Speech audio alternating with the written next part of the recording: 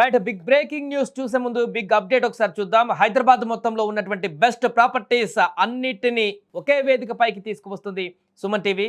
October 18, 19వ తేదీన HICC నోవోటల్లో జరిగేటువంటి సుమన్ టీవీ ప్రాపర్టీ ఎక్స్పోలో best flats, villas, open plots, Deepavali offers and discounts తో అందుబాటులో ఉంటాయి. మీరు విజిట్ చేసి ప్రతి గంటకి ఒక గోల్డ్ కాయిన్ ని గెలుచుకునే ఛాన్స్ కూడా ఉంది. ఫ్యామిలీతో రండి, మీ డ్రీమ్ ప్రాపర్టీని సొంతం చేసుకోండి.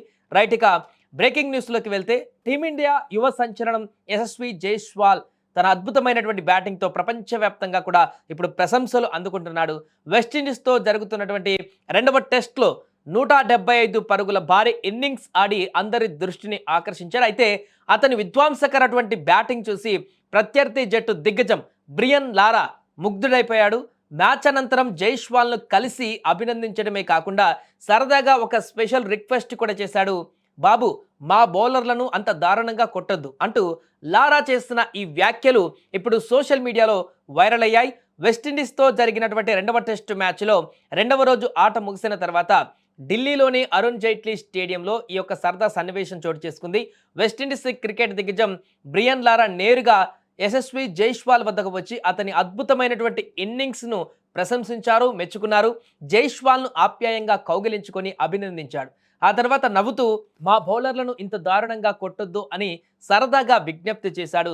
లారా వంటి లెజెండ్ నుంచి వచ్చినటువంటి ఈ ప్రశంసకు, సరదా వ్యాఖ్యకు జైస్వాల్ కూడా నవ్వుతూ బదులిచ్చాడు.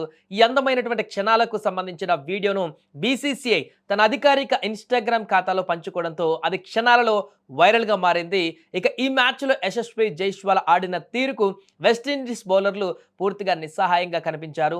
గ్రీజ్లో పాతుకుపోయి బౌలర్ల సహనాన్ని పరీక్షిస్తూ భారీ స్కోర్ సాధించాడు. కేవలం 175 పరుగుల వద్ద దురదృష్టవశాత్తు రన్అట్ అవడంతో తన మూడో డబుల్ సెంచరీని త్రుటిలో చేజార్చుకున్నాడు. కానీ 175 పరుగుల భారీ భాగస్వామ్యం అయితే, అతను పరుగులు చేసినటువంటి విధానం అయితే అందరి దృష్టిని కూడా ఆకర్షించింది. శుభమన్ గిల్తో సమన్వయ లోపం కారణంగా 92వ ఓవర్లో జైస్వాల్ తన వికెట్ను కోల్పోవాల్సి వచ్చింది. లేకపోతే స్కోర్ మరింత భారీగా ఉండేది అండ్ జైస్వాల్ కూడా తన మూడవ డబుల్ సెంచరీని నమోదు చేసుకునేటువంటి అవకాశం ఉండేది. ఏదేమైనా కూడా జైస్వాల్ బ్యాటింగ్ చూసిన తర్వాత యువ కెరటం రాబోయే రోజులలో భారత క్రికెట్ జట్టుకి ఒక అద్భుతమైనటువంటి ఆటగాడు దొరికాడనేటువంటిది ఇప్పటికే అందరూ కూడా ప్రశంసిస్తున్నారు. ఈ నేపథ్యంలో బ్రియన్ లారా లాంటి దిగ్గజం, ఎందుకంటే టెస్టుల్లో ఇప్పటికి అత్యధిక పరుగులు చేసినటువంటి, ఒక ఇన్నింగ్స్లో అత్యధిక స్కోర్ సాధించినటువంటి వ్యక్తిగా బ్రియన్ లారా రికార్డు ఇంకా అలాగే ఉంది. 400 స్కోర్ని దాటినటువంటి ఏకైక ఆటగాడు బ్రియన్ లారా. ఒక టెస్ట్ 1 ఇన్నింగ్స్లో ఇంతవరకు ఎవరు కూడా ఆ రికార్డు దరిదాపులోకి రాలేదు, దశాబ్దాల కాలం ముగిసినా కూడా.